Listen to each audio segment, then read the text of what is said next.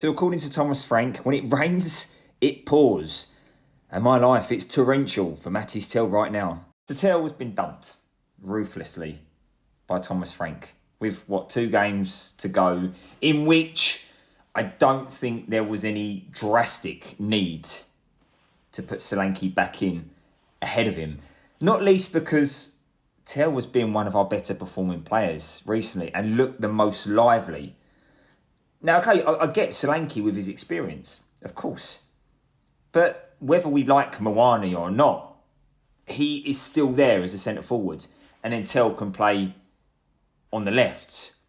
So what do we do now? Now, I'd imagine that providing Pellegrini and Tielemans are fit, this is probably how you're going to line up. Give or take Porro or Spence. Right back, see Van der Ven suspended. You've got your injury. There's no point in me even listing the injuries. You've got to bring Solanke in surely, because you can't replace Tel with Solanke and then have him sitting on the bench, can you? For me personally, I think just because of the personnel you've got, probably a 5-3-2, sort of. Maybe Spence or Udogie swap, but Udogie and Porro wing-backs. Graham Bergwall, that would be brave, but this is assuming that Xavi Simons and Pellegrini aren't past fit. You've got to go 2 up top, right? Mwani and Solanke, Odegaard behind.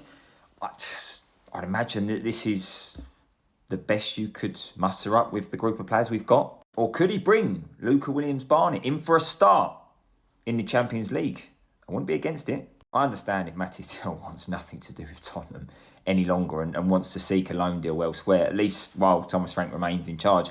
I get it. I get it from Thomas Frank in terms of you're damned if you do, damned if you don't. You're bringing in a senior player. That was always part of the deal. I'm sure he would have told Tel at first when Solanke's fit, he's back in. But Tel's carried himself impeccably. And as I say, if Frank is relieved of his duties, then maybe you'll get Tel who fancies it from now until the end of the season, sticking around and trying, because he's always conducting himself brilliantly and he's always given 100%. But yeah, this is just another blow to Mathys Tel in his time at Tottenham.